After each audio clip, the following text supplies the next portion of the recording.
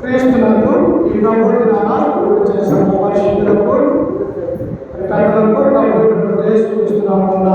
మీ అందరికీ కూడా వందనాలు తెలియజేస్తున్నాను. చిన్న ప్రార్థన చేసుకుని తదుపరి దేవుని యొక్క వాక్యాన్ని మనం అందరం కూడా నేర్చుకున్నాము. ప్రార్థన చేసుకుందాము. మమ్మల్ని మిక్కిలిగా ప్రేమించిన మా ప్రియ పరలోకపు తండ్రి, ఈ ఘనమైన అత్యున్నతమైన నామానికి వందనాలు, స్తుతి స్తోత్రములు తండ్రి. గడిచిన కాలమంతయు గడిచిన దినములన్నీ మమ్మల్ని కాచి కాపాడి మా యొక్క జీవితంలో తండ్రి మరొక శ్రేష్టమైన ఈ ప్రభు దినాన్ని మాకు అనుగ్రహించినందుకు ఇదిగో నీ కుమారుడు మా రక్షకుడు ప్రభు అయిన యేసు క్రీస్తు నామమున మీ కృతజ్ఞతలు చెల్లిస్తూ ఉన్నాము తండ్రి. ఇప్పటి వరకు తండ్రి అయా తండ్రి ప్రార్థన ద్వారా పాటల ద్వారా నిన్ను మయంపరుచుకొని వింటూ ఉన్నాం. ఇదిగో తండ్రి పరిశుద్ధ గ్రంథంలో నుంచి నీ వాక్యాన్ని తండ్రి పరిశీలన చేయబోతూ ఉంటుండగా అయా తండ్రి నన్ను నీ శిలోసాట్ను మరుగుపరుచుకోనండి. ఇదిగో నీ బిడ్డలకును మాకును మా యొక్క జీవితాలకుని ఏ మాటలైతే అవసరమై ఉంటూ ఉన్నాయో తండ్రి ఆ మాటలు బోధించడానికి నాకు మంచి జ్ఞానాన్ని సామర్థ్యాన్ని అనుగ్రహించి ఇదిగో వినుచున్నటువంటి నీ బిడ్డల యొక్క హృదయాన్ని తెరిచి తండ్రి నీ మాటలు ఫలింపులాగున సహాయం అనుగ్రహించగలరని ఇదిగో అంధకార శక్తుల్ని సైతాన్ శక్తుల్ని నిద్ర శక్తుల్ని మీరు దూరపరచండి తండ్రి. నీ కృపా నీ ప్రేమ మా మీద ఉంచి మాకు సహాయం చేయగలరని యేసు క్రీస్తు నామమున ప్రార్థించి అడిగి వేడుకుంటున్నాము తండ్రి. ఆమేన్. క్రీస్తునందు ప్రియమైనటువంటి దేవుని బిడ్డలారా, దేవుడు మన యొక్క జీవితంలో మరొక శ్రేష్టమైనటువంటి ప్రభు దినాన దేవుడు మనల్ని సజీవులుగా ఉంచినందుకు, మంచి ఆరోగ్యంగా మనల్ని అందరినీ కూడా దేవుడు ఉంచినందుకు మనం ఎల్లప్పుడూ కూడా తండ్రి అయినటువంటి దేవునికి కృతజ్ఞతలు చెల్లించాలి ప్రియుల. అందుకనే ప్రతి ప్రభు దినాన ఒక్కొక్క అంశాన్ని మనం నేర్చుకుంటూ భౌతిక సంబంధంగా ఆహారాన్ని ఎలాగైతే తింటూ బలంగా ఉంటూ ఉన్నామో అలాగనే ఆత్మ సంబంధమైనటువంటి ఆహారము మనం తినుచు ఆత్మీయంగా బలం పొందాలన్నది తండ్రి అయినటువంటి దేవుని యొక్క చిత్తం ప్రియులారా. అందుకే నేటి ప్రభు దినాన కూడా ఒక స్త్రీ గురించి ఆమె యొక్క పరిచర్య గురించి మనం నేర్చుకోబోతూ ఉన్నాం. ఎవరు ఆ యొక్క స్త్రీ అంటే పాత నిబంధన గ్రంథంలో ఉన్నటువంటి ఒక స్త్రీ ప్రియులారా. అనేక మంది భక్తులు పురుషులలో ఉన్నారు, స్త్రీలలో ఉన్నారు, అలాగనే వృద్ధులు ఉన్నారు, యవనస్తులు ఉన్నారు, అలాగనే చిన్నపిల్లలు కూడా బైబిల్లో తన గ్రంథంలో దేవుడు రాయించినట్టుగా మనం చూడగలుగుతూ ఉన్నాము. అందుకే ప్రియులారా, దేవుడు తన పరిశుద్ధ గ్రంథంలో ఒక వ్యక్తి గురించి రాస్తూ ఉన్నాడంటే అతడు మంచి వ్యక్తి అన్నా కావాలి, లేకపోతే చెడ్డ వ్యక్తి అన్నా కావాలి. మంచి వ్యక్తి అయితేనేమో ఆయన జీవితాన్ని చూసి మనము నేర్చుకోవాలని బుద్ధి కలగటానికి దేవుడు తన యొక్క చేతులతో ఈ గ్రంథాన్ని రాశాడు ప్రియులారా. చెడ్డ వ్యక్తి అయితే మీరు ఈ లోకంలో ఉంటున్నారు కనుక అలాంటి చెడ్డ వ్యక్తి లక్షణాలు కలిగి మీరు ఈ లోకంలో జీవించకూడదు అని దేవుడు రెండు విధాలుగా మనకు జ్ఞానం కలగాలని ఈ పరిశుద్ధ గ్రంథంలో రాస్తూ ఉన్నాడు. అందుకే ఈ మధ్యాహ్నకాల సమయంలో ఎవరు ఆ యొక్క స్త్రీ అంటే షునేమి రాయలు. ఎవరు అంటే షునేమి పట్టణస్థురాలైనటువంటి ఒక స్త్రీ గురించి మనం నేర్చుకొని పోతూ ఉన్నాము. ఆమె ఎక్కడ ఉంటుంది బైబిల్లో? ఒకే ఒక్క చాట ఉంటుంది ప్రియులారా. ఒకే ఒక్క గ్రంథంలో ఆమె గురించి దేవుడు మనకు అనుగ్రహించినాడు. ఏంటి ఆ గ్రంథం అంటే రాజుల 2వ గ్రంథము 4వ అధ్యాయము 8 నుంచి ఈమె యొక్క చరిత్ర మనకి దేవుడు రాయించి ఉన్నాడు. చూడండి ఒకసారి రాజుల గ్రంథము 2వ రాజుల గ్రంథము 4వ అధ్యాయము 8వ వచనం నుంచి ఈమె యొక్క చరిత్ర దేవుడు మనకు అందుబాటులో ఉంచినాడు. చూడండి. తరువాత ఒక దినమందు ఎలీషా షూనేము పట్టణమునకు పోగా అచ్చట గనురాలైన ఒక స్త్రీ భోజనమునకు రమ్మని అతన్ని బలవంతము చేసిన కనుక అతడు ఆ మార్గమున వచ్చినప్పుడల్లా ఆమె ఇంట భోజనము చేయుచు వచ్చెను. ఎవరేమా? బైబిల్లో వ్రాయబడ్డటువంటి స్త్రీమా? ఈనాడు మహిళల్ని లేకపోతే స్త్రీలని మన యొక్క భారతదేశం కానీ ప్రపంచ దేశాలు ఎలా చూస్తూ ఉన్నాయంటే ఒక తేలికగా తీసుకుంటూ ఉన్నాయి ప్రియులారా. కానీ పురుషునికి ఎలాగైతే దేవుని యొక్క విశ్వాసం కలిగి పరలోకానికి మార్గము అనుగ్రహించి ఉన్నాడో, స్త్రీలకు కూడా అలాగనే దేవుడు పరలోక రాజ్యం అనేది అనుగ్రహించినాడు ప్రియులారా.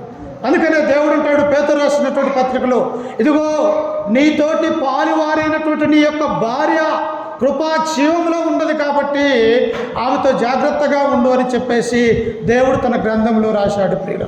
ఇక్కడ కూడా మనం చూస్తూ ఉన్నప్పుడు ఈమె ఏ పట్టణానికి చెందినటువంటి స్త్రీలంటే షునేమీరాలు, అంటే షునేము అనే ప్రాంతానికి ఆ పట్టణానికి చెందినటువంటి స్త్రీగా మనకి ఇక్కడ కనిపిస్తూ ఉన్నది ప్రియులారా. ఈ స్థలం ఎక్కడ ఉన్నది అంటే ఇశ్రాయేలు యొక్క 12 గోత్రాలు ఉన్నాయి. ఇశ్రాయేలుకు యాకోబుకు పుట్టినటువంటి కుమారులలో 12 మంది గోత్రకర్తలు ఎవరైతే ఉంటారో వారిలో ఉన్నటువంటి ఒక గోత్రకర్త ఎవరంటే ఇస్సాకారు అనే గోత్ర ఆ భూభాగంలో ఉన్నటువంటి పట్టణమే ఇది షునేమి అనేటువంటి పట్టణం ప్రియులారా. అందుకనే ఈమె గురించి దేవుడు ఏమంటూ ఉన్నాడంటే చూడండి, ఒక దినమందు ఎలీషా షునేము పట్టణమునకు పోగా, ఎవరైనా ప్రవక్తగా పిలువబడుతున్నటువంటి వాడు, దేవునికిని ప్రజలకిని మధ్యగా వారధిగా ఉన్నటువంటి వాడిగా ఉన్నాడు. అనగా దేవుని యొక్క మాటలు తను తీసుకొని దేవుడు నాకేదైతే బోధిస్తూ ఉన్నాడో ఈ యొక్క బోధ ఇశ్రాయేలు యొక్క ప్రజలకు బోధించే ప్రవక్తగా ఎలీషా మనందరికీ కూడా తెలుసు ప్రియులారా. ఎలీషా ప్రవక్త ఎలాంటి వాడు? సామాన్యమైనటువంటి వ్యక్తి కాదు. ఆయన అనేకమైనటువంటి అద్భుతాలు సూచక్రియలు, ఏలియా ఒక భాగం అద్భుతాలు చేస్తే ఎలీషా 2 అంతలా బలం కలిగినటువంటి వాడిగా ఈ బైబిల్లో మనము చూస్తూ ఉన్నాం. అయితే ఆయన ఎక్కడికి వెళ్ళాడు అంటే షునేము అనేటువంటి ఆ ప్రాంతానికి, ఆ పట్టణానికి ఈ ప్రవక్త అయినటువంటి ఎలీషా వెళ్ళాడు ప్రియులారా. అప్పుడు ఇక్కడ ఉన్నటువంటి ఈ పట్టణంలో ఉన్నటువంటి అనేక మంది స్త్రీలు ఉన్నారు. ఒక ఊరున్నది, మన గ్రామంలో 200 కుటుంబాలు ఉన్నాయి. ఎంతమంది స్త్రీలు ఉండొచ్చు? కానీ అలాగనే షునేమి అనేటువంటి పట్టణంలో అనేక మంది 100 మంది స్త్రీలు ఉన్నప్పటికీ కూడా ఈ యొక్క స్త్రీ గురించే తెలుసుకోవాలని దేవుడు మనల్ని ఆశపడుతూ ఉన్నాడు ప్రియులారా. ఎవరు ఏమంటే చూడండి కింద వచనంలో, ఒక దినమందు ఎలీషా షునేము పట్టణమునకు పోగా అచ్చట గనురాలైన ఒక స్త్రీ, ఏమన్నది? ఆమె యొక్క పేరు ఇక్కడ రాయబడలేదు ప్రియులారా. ఆమె పేరేమిటితో తెలియదు. కానీ షునేము అనేటువంటి పట్టణానికి ప్రవక్త అయినటువంటి ఎలీషా వెళ్ళినప్పుడు అక్కడ గనురాలైనటువంటి ఒక స్త్రీ అని పరిశుద్ధాత్మ మనకు తెలియపరుస్తూ ఉన్నది ప్రియులారా. వాస్తవంగా ఎవరిని అంటాము మనము గనులని? ఎవరిని మనము ఐశ్వర్యవంతులు అంటాము? మంచి డబ్బు ఉన్నటువంటి వారిని, మంచి యొక్క లోకంలో మంచి పేరు ప్రఖ్యాత కలిగినటువంటి వారిని, వీరు ఘనమైనటువంటి వారు, లేకపోతే వీరు ధనవంతులు, వీళ్ళు ఐశ్వర్యవంతులు అని చెప్పేసి మనము అనుకునేవారిగా ఉంటూ ఉన్నాం. కానీ అదంతా భౌతిక సంబంధం ప్రియులారా. కానీ దేవుని యొక్క దృష్టిలో ఆ స్త్రీ గురించి దేవుడు ఏమంటూ ఉన్నాడంటే ఈమె గనురాలు. చూశారా స్త్రీకి ఉన్నటువంటి లక్షణము? దేవుడు స్త్రీ పట్ల ఉన్నటువంటి ఆశీర్వాదాలు ఎలాగిస్తూ ఉన్నాడంటే ఈమె గనురాలైనటువంటి యొక్క స్త్రీ అని దేవుడు తన గ్రంథంలో మనకు తెలియపరుస్తూ ఉన్నాడు. గనురాలు అనగా ప్రియులారా, ఆస్తి కలిగినటువంటి వారిని, ఐశ్వర్యం కలిగినటువంటి వారిని గనులు అని ఈనాడు పిలుస్తూ ఉన్నారు. అయితే యొక్క స్త్రీ ఏం చేసిందంట చూడండి కింద వచనంలో, అచ్చట గనురాలైన యొక్క స్త్రీ భోజనమునకు రమ్మని అతని బలవంతము చేసిన కనుక అతడు ఆ మార్గమున వచ్చినప్పుడల్లా ఆమె ఇంటే భోజనము చేయొచ్చు వచ్చెను అమంటూ ఉన్నది ప్రియులారా. అయ్యా, నీవు ప్రవక్తవని నేను గ్రహిస్తూ ఉన్నాను. నీవు దేవుని యొక్క వాక్యాన్ని బోధించే గొప్ప దైవజనుడని నేను గుర్తెరుగుతూ ఉన్నాను కనుక ఈ పట్టణానికి వచ్చినప్పుడు నీవు మా ఇంటిలోనికి వచ్చి భోజనము చేయని చెప్పేసి ఆమె బలవంతం చేస్తూ ఉన్నది ప్రియులారా. చూశారా స్త్రీకి ఉన్నటువంటి లక్షణము, స్త్రీకి ఉన్నటువంటి గొప్ప ఆలోచన ఏమిటంటే ఆమె దైవభక్తి కలిగినటువంటి స్త్రీగా ఇక్కడ మనం చూస్తూ ఉన్నాం. అందుకనే బైబిల్ ఎవరు ఉన్నారంట? లూదియా అనేటువంటి స్త్రీ కూడా అపోస్తులైనటువంటి పౌలు గారిని, తనతో ఉన్నటువంటి వారందరినీ కూడా దేవుని యొక్క వాక్యాన్ని ఆ యొక్క ఫిలిప్పీ పట్టణానికి వెళ్ళినప్పుడు కూడా లూదియా అనేటువంటి స్త్రీ అపోస్తలుడైనటువంటి పౌలు గారిని తన ఇంటిలోనికి ఆహ్వానించి వారికి భోజనము వడ్డించినట్టుగా అపోస్తల కార్యగ్రంథంలో మనము చూస్తాం.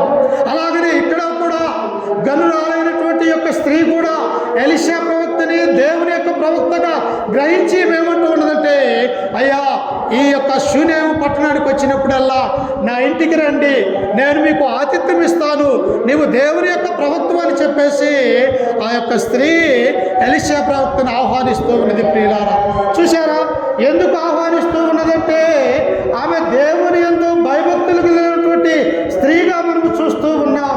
అందుకనే చూడండి, ఒకసారి 128వ కీర్తన మొదటి వచనాన్ని మనం చదువుకుంటే ఒకసారి చూడండి. 128వ కీర్తన మొదటి నుంచి 3 వచనాలు ఒకసారి చదువుకుందాము.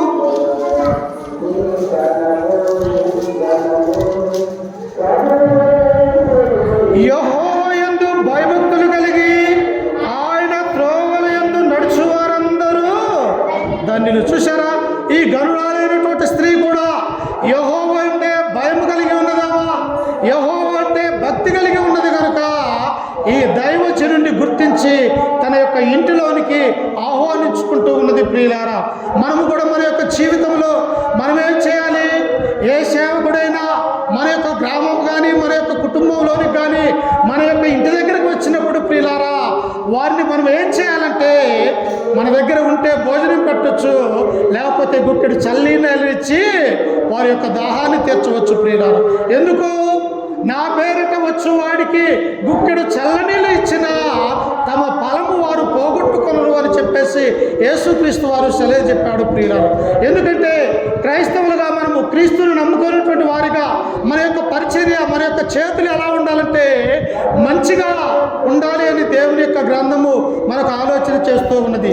అందుకే ఈ యొక్క గరుడాలైనటువంటి స్త్రీ కూడా ప్రవక్త అయినటువంటి ఎలీషాకి ఏం చేసిందంటే ఆశ్రయం ఇచ్చినది. ప్రియులారా, అయ్యా నా ఇంటిలోనికి రండి, మీరు ఈ ప్రాంతానికి ఎప్పుడు వచ్చినా నేరుగా మా ఇంటికి రండి, నేను నీకు ఉపచారము పరిచర్య చేస్తాను అని చెప్పేసి దైవజనుడైనటువంటి ఆ ప్రవక్తని ఎలీషాను తన ఇంటిలోనికి ఆహ్వానించినట్టుగా మనం చూస్తూ ఉన్నాం.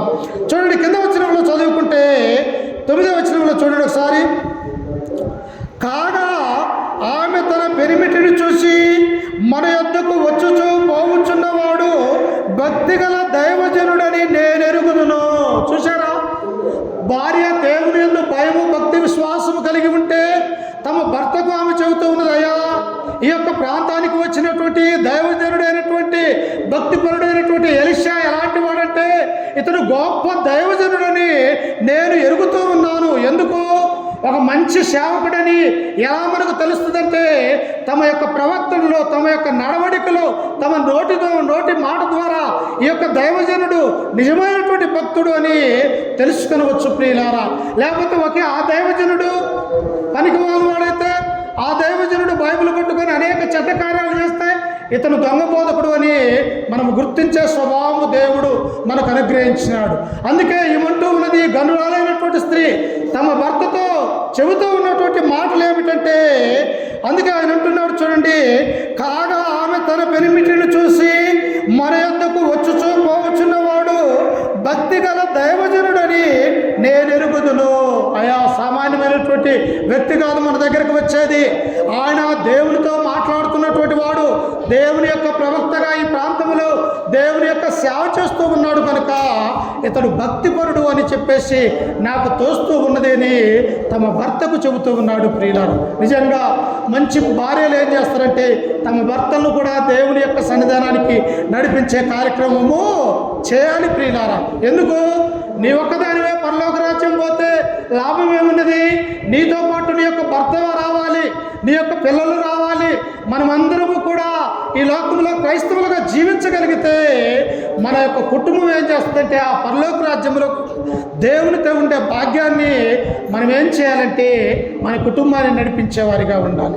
ఇక్కడ ఈ స్త్రీ అంటూ ఉన్నది, అయ్యా ఈ యొక్క దైవజనుడైనటువంటి గొప్ప భక్తిపరుడని నేను ఎరుగుతూ ఉన్నాను కనుక నీవును కూడా మారు మనసు కలిగి ఆ దైవజనుడిని మనం ఇద్దరము కూడా ఏం చేస్తామంటే ప్రేమించుదాము అని చెప్పేసి భార్య భర్తకు చెబుతున్నటువంటి మాటలు. ప్రియులారా, ఇంకా చూసినట్లయితే చూడండి ఆమె ఏం చేస్తూ ఉన్నదో కింద వచనములో 10వ వచనము, కావున మనము అతనికి గోడ మీద ఒక చిన్న గది కట్టించి అందులో అతని కొరకు మంచము, బల్ల, పీట, దీపస్తంభము నుంచుదము.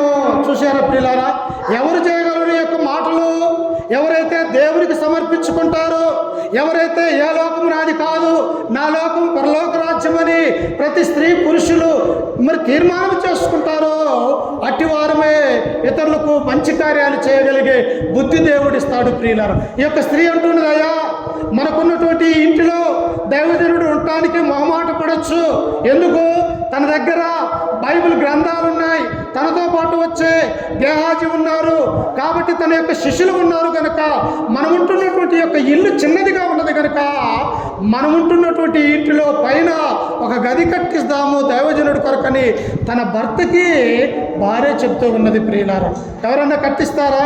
మనకున్నటువంటి ఇళ్లల్లో అయ్యా వేరే వాళ్ళు వచ్చి మీరుండండి మా ఇంటి మీద మీకు మంచి ఒక చిన్న గది కట్టిస్తామంటే ఎవరు కట్టిస్తారు? ప్రియులారా, అది కట్టించాలంటే ధనం ఉండాలి, దాన్ని కట్టించాలంటే ధనం ఖర్చు పెట్టాలి. మన యొక్క సమయాన్ని, మన యొక్క అన్ని శ్రమను అన్నీ కూడా ఖర్చు పెడితే కానీ ఒక గృహాన్ని కట్టుకోలేము. అయితే ఈ గనురాలైనటువంటి స్త్రీ అంటూ ఉన్నది, ఈ దైవజనుడు గొప్పవాడు, ఇతడు దేవుని యొక్క ప్రవక్త, మన యొక్క ఇంటిలో ఉండే కంటే మన పైన ఒక మేడ కట్టించి దానిలో ఈ ప్రవక్తను ఉంచుదామని చెప్పేసి తన భర్తతో మంచి మాటలు తెలియపరుస్తూ ఉన్నది. ప్రియులారా, ఎందువల్ల?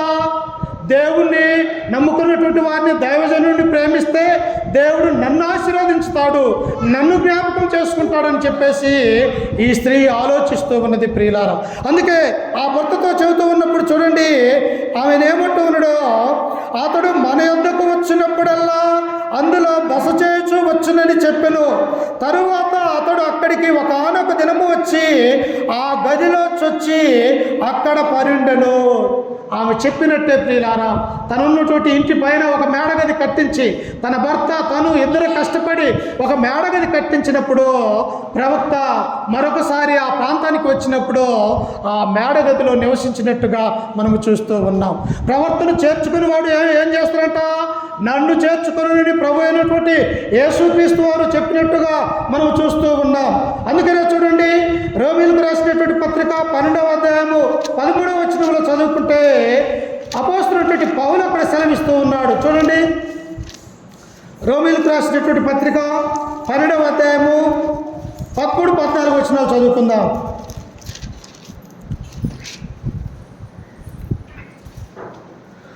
పరిశుద్ధుల అవసరములలో పాలు పొందుచు ఆతిథ్యము శ్రద్ధగా ఇచ్చుచుండుడి. చూశారా, ఆమె ఏం చేస్తూ ఉన్నది?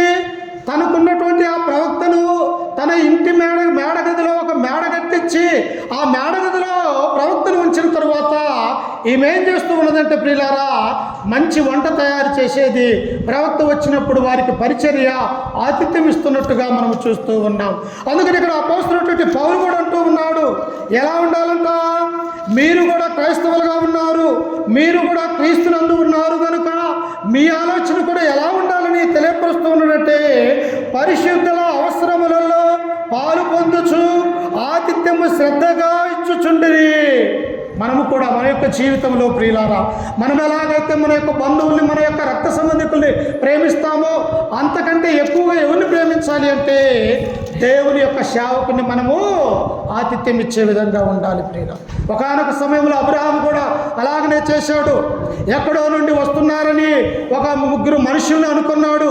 కానీ అబ్రహాము వారు దేవదూతలని తెలియక తమ యొక్క ఇంటికి ఆహ్వానించుకొని వారికి నీళ్ళిచ్చి మంచి మరి ఆహారము అందించినప్పుడు ప్రియులారా, వారు దేవదూతలని గుర్తించలేకపోయాడు. ప్రియుల, వెంటనే ఆ దేవదూతలందరూ మీదటికి నీకు మంచి కుమారుడు దేవుని అనుగ్రహించబోతున్నాడని ఆ దేవదూతలు దీవించి వెళ్ళినట్టుగా మనము చూస్తూ ఉన్నాం. ఎందువల్ల?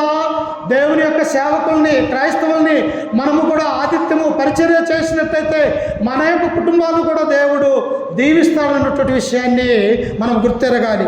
అందుకనే ఇక్కడ అంటూ ఉన్నాడు ఆయన, ఆతిథ్యము చేయటానికి ఎలా ఉండాలంట? పరిశుద్ధుల అవసరములలో పాలు పొందుచు ఆతిథ్యము శ్రద్ధగా ఇచ్చుచుండుడి. మిమ్ముని హింసించు వారిని దీవించుడు కానీ శపించవద్దు. క్రైస్తవులకు ఉన్నటువంటి బాధ్యత ఏంది? మనము ఏం చేయాలంటే ఎల్లప్పుడూ కూడా మన యొక్క చేతులతో ఇతరులకు మంచి కార్యాలు చేసేవారిగా ఉండాలి ప్రియులారా. అపోస్తలుడైనటువంటి పౌలు కూడా రోమాలో ఉన్నటువంటి సంఘానికి తెలియపరుస్తూ ఉన్నాడు. ఇదిగో గనురాలైనటువంటి ఆ షునేమీరాలు ప్రవక్త అయినటువంటి ఎలీషాకు ఒక మేడగది కట్టించి ఆమె ఆతిథ్యము జరిగిస్తూ ఉన్నది. అలాగనే క్రైస్తవులుగా ఉన్నటువంటి మనమందరము కూడా దేవుని యొక్క పిల్లలకి ఏం చేయాలంటే పరిచర్య చేసేవారిగా ఉండాలి ప్రియులు. అది ఏ పరిచర్యనే కావచ్చు, చర్చిలో కావచ్చు, బయట కావచ్చు, కుటుంబ ప్రార్థనలలో కావచ్చు, లేకపోతే సువార్త కూటములలో కావచ్చు. ఏ విధముగానైనా మనం ఏం చేయాలంటే దేవుని యొక్క ప్రార్థనా విషయంలో మనమందరం కూడా పాల్గొనాలి ప్రియులారా. మనకు దీవెనలు రావాలంటే, మనకు ఆశీర్వాదాలు రావాలంటే మనము పరిచర్య చేయాలి అని చెప్పేసి దేవుని యొక్క గ్రంథం మనకు సెలవిస్తూ ఉన్నది. అందుకని ఇంకా ఆయన అంటూ ఉన్నాడు, చూడండి ఒకసారి. అదే రోమిలకు రాసినటువంటి పత్రిక 15వ అధ్యాయము 25వ వచనాన్ని మనం చదువుకుందాం. చూడండి.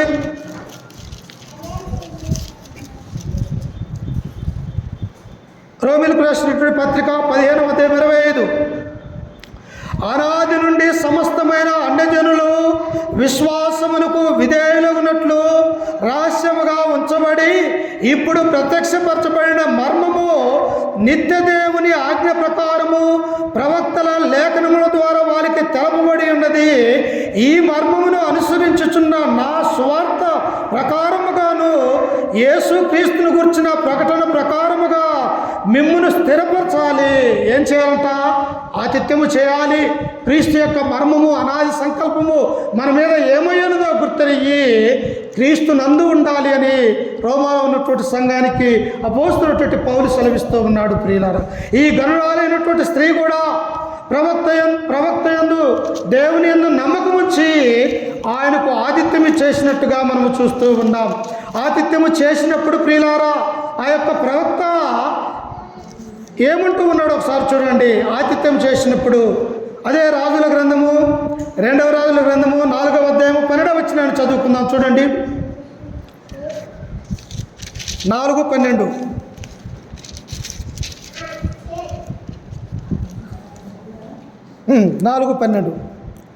పిమ్మట అతడు తన దాసుడైన గేహాజిని పిలిచి ఈ షునేమీరాల్ని పిలవమనగా వాడు ఆమెను పిలిచెను. ఆమె వచ్చి అతని ముందర నిలవబడినప్పుడు ఈయన ఏమంటూ అనుకున్నాడంటే, మనకి మన ముక్కు ముఖం తెలియదు, మనం ఎవరమో తెలియదు, కానీ మనకింత ఆతిథ్యం చేస్తూ ఉన్నది ఈ యొక్క స్త్రీ. ఈమెను ఒకసారి కింద ఉన్నటువంటి ఈ స్త్రీని నీవు పైకి పిలుచుకొని రాని ఈ యొక్క ఎలీషా ప్రవక్త తన దాసుడైనటువంటి గేహాజీకి చెప్పాడు ప్రియులారా. వెంటనే యొక్క శిష్యుడైనటువంటి గేహాజీ ఆ షునేమీరాల దగ్గరకు వచ్చి, అమ్మా, ప్రవక్త అయినటువంటి దైవజనుడు మేడపైన ఉన్నాడు, ఆయన నిన్ను పిలుచుకొని పైకి రమ్మన్నాడు అని ఈ శిష్యుడు చెప్పినప్పుడు ఈ స్త్రీ ఏం చేసిందంటే నేరుగా లోనికి వెళ్లకుండా ఆ యొక్క దారబంధనం బయట ఉన్నది ప్రియులారా. అప్పుడు ఎలీషా అంటూ ఉన్నాడు, చూడండి. అతడు, నీవు ఇంత శ్రద్ధాభక్తులు మాయందు కనపరిచితివి, నీకు నేనేమి చేయవలను? చూశారా అయ్యా, ఆ స్త్రీతో ప్రవక్త అంటూ ఉన్నాడు, అమ్మ, గనురాలైనటువంటి స్త్రీ, మా యందు నీవు ఇంత భక్తి శ్రద్ధ కలిగి మాకొక మేడగది కట్టించి అందులో బల్ల, పీట, దీపస్తంభం ఉంచినావు, నీ భర్తతో నీవు చెప్పించి ఈ పని చేశావు, నేను నీకు ఏం చేయాలి అని చెప్పేసి ఆ ప్రవక్త అంటూ ఉన్నది ప్రియులారా. మనమైతే అయ్యా మాకు మంచి మరి ధనము కావాలా, లేకపోతే మంచి పొలాలు కావాలా, లేకపోతే నాకు వెండి కావాలా, లేకపోతే నాకు ఆస్తి ఐశ్వర్యం కావాలని మనమైతే కోరుకుంటాం ప్రియులారా. కానీ ఈ యొక్క స్త్రీ మాటలు వింటూ ఉన్నప్పుడు మనకు ఆశ్చర్యం కలుగుతూ ఉన్నది. ఏమేమంటూ ఉన్నదంటే చూడండి కింద వచనములో, నేనేమి చేయవలను? రాజుతోనైనను సైన్యాధిపతితోనైనను నిన్ను గూర్చి నేను మాట్లాడవలనని కోరుచున్నావా అని అడగమని గేహాజీకి ఆజ్ఞేయగా వాడు ఆ ప్రకారము ఆమెతో అనను. నేను ఎవరితోనైనా మాట్లాడగలిగిన శక్తి దేవుడు నాకు ఇచ్చాడు. ఈ యొక్క ఇశ్రాయేలు యొక్క రాజు అయినటువంటి రాజుతో మాట్లాడి నీకేదైనా అవసరత ఉంటే ఆ రాజు ద్వారా నేను చేపిస్తాను. ఒకవేళ సైన్యాధ్యక్షుడు ఉన్నాడు, అతనితో మాట్లాడి నీకేదన్నా కావాలంటే అతనితోనే నీకు చేపిస్తాను. నా యందు ఇంత శ్రద్ధ భక్తి కలిగి ఉన్నావు కనుక నీకు నేను ఏం మేలు చేయాలని తన దాసుడైనటువంటి గేహాజీతో చెప్పినప్పుడు ఈ గేహాజీ ఆ గనురాలైనటువంటి స్త్రీతో ఉంటున్నది, అమ్మా నీకేం కావాలి, మేము వచ్చినప్పుడు ఇంత భక్తి, ఇంత శ్రద్ధ, ఇంత ఆతిథ్యం జరిగి మా యొక్క కడుపు నింపుతూ ఉన్నామని చెప్పేసి ఆ స్త్రీని అడిగినప్పుడు ఆ స్త్రీ ఏమంటూ ఉన్నదో చూడండి, కింద వచనంలో చూడండి, అవి ఏమంటూ ఉన్నదో చూడండి. అందుకు ఆమె, నా స్వజనులలో కాపురమున్నాను నేను, అయ్యా నాకు మీరు ఏది సహాయం చేయాల్సినటువంటి అవసరం లేదు, నేను ఎలాంటి దాన్నో తెలుసా, నేను ఆస్తిని ఐశ్వర్యాన్ని కలిగినటువంటి దాన్ని, అలాగనే నేనుంటున్నటువంటి ఈ యొక్క షునేమి పట్టణము ఎవరికి చెందిందో తెలుసా, ఇస్సాకర్ అనేటువంటి గోత్రానికి చెందినటువంటి ఈ పట్టణములో నేను ఏమి కొదవలేక ఉన్నాను అని ఈ గనురాలు అంటూ ఉన్నది. ప్రియులారా, మనమైతే అనేకమైనటువంటి సమస్యలు చెప్పుకునేవారం, కానీ ఈ గనురాలైనటువంటి స్త్రీ, అయ్యా నీవు నా మీద చూపించేటువంటి ఈ ప్రేమ నాకు ఏది కూడా అవసరం లేదని చెప్పేసి ఈ స్త్రీ అంటూ ఉన్నది. ఎందువల్ల? ఆమె దేవుణ్ణి కలిగినది, దేవునిలో తన యొక్క కుటుంబంలోనికి ఆహ్వానించుకున్నది. ఆమెకి ఇక ఏం పదవి ఉంటుంది? దేవుడే మన యొక్క కుటుంబంలో ఉన్నప్పుడు మనకు ఏ అవసరం ఉంటుంది? ఒకసారి ఆలోచించండి ప్రియులారా. అందుకే ఈ స్త్రీ కూడా దేవుని యందు భయభక్తులు కలిగి ఉండటం వల్ల, అయ్యా ఈ భౌతిక సంబంధమైనటువంటి నాకు ఏమీ కూడా అవసరం లేదని ఆ స్త్రీ అంటూ ఉన్నది ప్రియులారా. అప్పుడు చూడండి కింద వచనంలో ఆమె అంటూ ఉన్నది చూడండి ఒకసారి, 14వ వచనంలో, ఎలీషా ఆమె నేనేమి చేయకోరుచున్నదని వారిని అడగా, గేహాజీ ఆమెకు కుమారుడు లేడు మరియు ఆమె పెనిమిటి ముసలివాడని అతనితో చెప్పెను. ఇంత భక్తి శ్రద్ధలు నా యందు కలిగి ఉన్నది, నేనేం చేయాలి? రాజుతో మాట్లాడి ఆమెకి ఏదైనా కావాలని అడిగితే అది వద్దంటున్నది, సైన్యాధి అధ్యక్షుడితో మాట్లాడి ఏదైనా చేద్దామంటే అది కూడా నాకు అవసరం లేదంటుంది గేహాజీ. అసలు ఆమె యొక్క సమస్య ఏమన్నా ఉన్నదో చెప్పు అని చెప్పేసి తన దాసుడితో అంటూ ఉన్నాడు ప్రియులారా.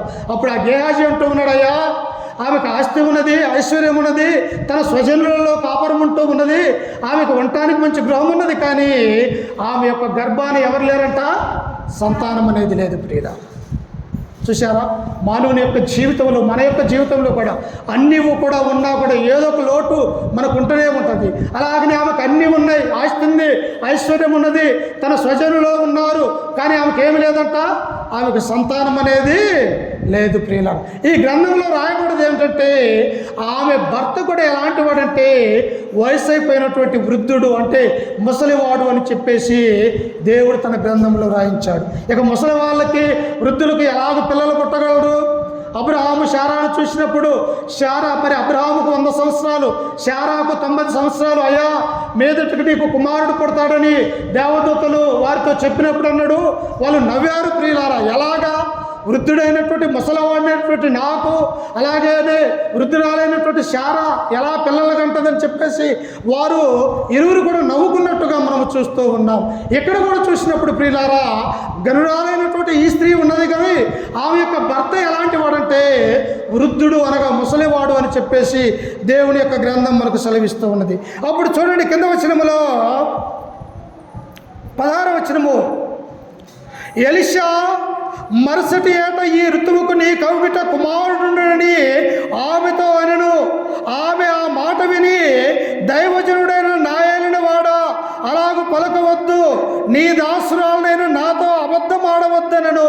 ఎలీషా అంటూ ఉన్నాడు, అయ్యా అమ్మా మీదటికి నీ యొక్క గర్భాన దేవుడు ఒక మంచి కుమారుణ్ణి అనుగ్రహించబోతూ ఉన్నాడని ఎప్పుడైతే ఆ గర్వాలతో యొక్క ఎలీషా చెప్పాడో ప్రియులారా, ఈ ఎలీషా ఉంటున్నది, అయ్యా దయచేసి నాతో అబద్ధం ఆడవద్దు. ఎందుకు? నా భర్త ముసలివాడైతే నేను కూడా గడిచినటువంటి వృద్ధురాలనే, మా యొక్క గర్భాన ఎలాగో పిల్లలు పుడతారు, నాతో అబద్ధం ఆడవద్దు అని ఎలీషా ప్రవక్తతో తెలియపరుస్తుంది. అంటే నమ్మశక్యము కానటువంటి అవసరత దేవుడు తీరుస్తూ ఉన్నాడు ప్రియుల. నీ నా జీవితంలో కూడా మనము ఒకటి ఆలోచిస్తే దేవుడు తన యొక్క జీవితంలో మరొకటి ఇస్తాడు ప్రియులారా. ఎందువల్ల? అందుకనే దేవుడు అంటాడు, అడుగుడి మీకు ఇవ్వబడును, వెనుకుడి దొరుకుదును, తట్టుడి తలుపు తీసేదని అంటున్నాడు. దేవుడు మనల్ని అడగకపోయినా మనకు ఏది అవసరం ఉన్నదో దేవుడు తన ప్రవక్త ద్వారా ఇక్కడ తెలియపరుస్తూ ఉన్నాడు.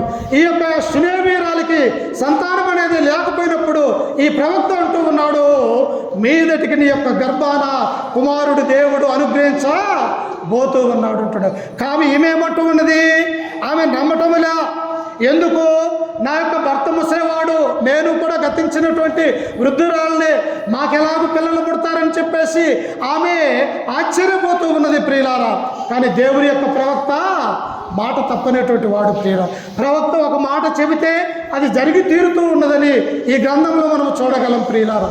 అబ్రాహాముతో దేవుని యొక్క దూత ఏమన్నది? మీదటికి నీ కౌగిట్లో కుమారుడు ఉంటాడు అని శారాకు చెప్పినప్పుడు వారు నమ్మలా. కానీ అదే సంవత్సరంలో ప్రియులారా అబ్రహాముకు శారాకు దేవుడు ఒక మంచి కుమారుణ్ణి దేవుడు అనుగ్రహించినాడు ప్రియుల. ఆయనకి అసాధ్యమైనది ఏమైనా ఉన్నదా? దేవునికి అన్నీ కూడా సాధ్యమే ప్రియులారా. ఏదైనా ఆయన చేయగలడు ప్రియులారా. అయితే ఆ స్త్రీ అంటూ ఉన్నది చూడండి, ఆ మాట విని దైవజనుడైన నాయన వాడా అలాగ పలకవద్దు, నీ దాసురాలైన నాతో అబద్ధమాడవద్దనను. పిమ్మట ఆ స్త్రీ గర్భవతి మరుసటి ఏట ఎలీషా తనతో చెప్పిన కాలమున కుమారుణ్ణి కనెను. చూశారా, పుట్టడనుకున్నటువంటి ఆ పిల్లవాడు తన గర్భమే మోయబడ్డదని తెలుసుకున్నటువంటి ఆ స్త్రీ, అయ్యా నాతో అబద్ధం ఆడవద్దు అని చెప్పేసిన ఆ స్త్రీ ఏమైపోయిందంటే మరుసటి సంవత్సరమున ఎలీషా చెప్పినటువంటి అదే రోజు దేవుడు ఏం చేశాడంటే ఆమె యొక్క గర్భాన్ని తెరిచి మంచి కుమారుణ్ణి ఆమెకు అనుగ్రహించినాడు ప్రియులారా. ఎందువల్ల? దైవజనుడిని ప్రేమించటం వల్ల, దైవజనుడు తన ఇంటికి ఆహ్వానించటం వల్ల, దైవజనుడికి ఆతిథ్యము చేయటం వల్ల, దైవజనుడు తన ఇంటిలో ఒక ఇల్లు కట్టించి ఆహ్వానించి తన ఇంటిలో ఉంచటం వల్ల దేవుని యొక్క దీవెనలు ఈ విధంగా పొందుకున్నట్టుగా మనము చూస్తూ ఉన్నాం ప్రియులారా. మనము కూడా మన యొక్క జీవితంలో, క్రైస్తవ యొక్క జీవితంలో మనము కూడా ఇతరుల్ని ఆశ్రయించే ఉండాలి, ఇతరులని మనము ప్రేమించే వారిగా ఉండాలి. మన ఇంటికి ఎవరైనా వచ్చినప్పుడు వారికి బుక్కెడు చల్లనీళ్ళు కూడా ఇచ్చేవారిగా మనము కూడా సిద్ధపాటు కలిగి ఉండాలి ప్రియులారా. అందుకని ఏమన్నారు దేవుడు? గనురాలైనటువంటి స్త్రీ ఎలా ఉన్నది? తమ జీవితంలో గనురాలుగా బతికింది. తన జీవితంలో భర్తను మార్చుకుంది. తన జీవితంలో దేవుని యందు భయభక్తులు కలిగి ఉండటం వలన ఆమెకు దేవుడు ఒక మంచి కుమారుణ్ణి అనుగ్రహించాడు ప్రియులారా. మనకు కూడా మన అవసరతలు దేవుడు తెలుసు, మనకేం కావాలో దేవునికి తెలుసు. కాబట్టి మనం ఏం చేయాలి? ఈ యొక్క లోకములో ఆతిథ్యము చేయ మరొకటి అనేక మంది కూడా దేవునికి ఆతిథ్యం చేసినట్టుగా మనం చూస్తూ ఉన్నాం.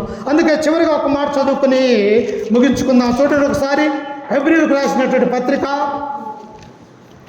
అపోస్తలుడైనటువంటి పౌలు గారు హెబ్రీయులకు రాసినటువంటి పత్రిక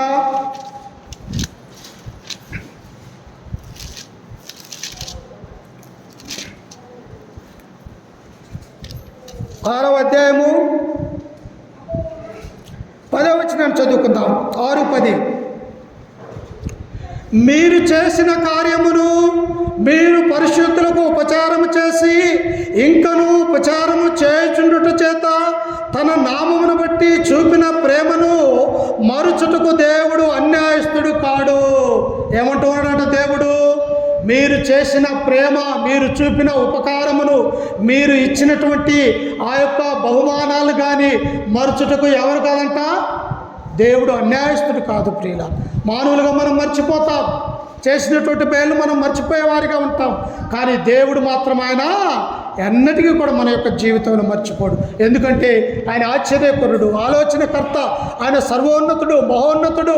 నిన్ను నన్ను రక్షించడానికి తన ఒకగానొక కుమారుని యొక్క లోకానికి పంపిన ఒక గొప్ప దేవుడు అన్నటువంటి విషయాన్ని మనం గుర్తెరగాలి. ఈమె చేసినటువంటి ఆతిథ్యము దేవుడు మర్చిపోయాడా? మర్చిపోలేదు. ఏ రీతిగా ఇచ్చాడు దేవుడు? ఒక గొప్ప కుమారుణ్ణి ఇచ్చుట ద్వారా దేవుడు ఆ కుటుంబాన్ని ఆశీర్వదించినట్టుగా మనం చూస్తూ ఉన్నాం. కాబట్టి మన యొక్క జీవితంలో కూడా సునోమీరాలు ఎలాగైతే బ్రతికిందో, దేవుని అంటే భయము, భక్తి, విశ్వాసము కలిగి ఒక దేవుని యొక్క ప్రవక్తను తన ఇంటిలోనికి ఆహ్వానించుకొని ఆతిథ్యము చేసిందో ప్రియులారా, నీవు నేను కూడా ఆతిథ్యము చేయాలి. చేస్తే దేవుడు మర్చిపోడు అన్నటువంటి విషయాన్ని ఈ వాక్యం ద్వారా మిమ్మల్ని హెచ్చరిస్తూ, ఈ మాటలు నన్ను నేను కూడా హెచ్చరిక చేసుకుంటూ ఓపికతో మీ అందరికీ మన రక్షకుడు ప్రభు అయిన యేసుక్రీస్తు నామమున వందనాలు తెలియజేస్తూ ఈ వాక్యాన్ని ముగించుకుంటూ ఉన్నాను ప్రియులారా. సమయం ఇప్పటికే మరి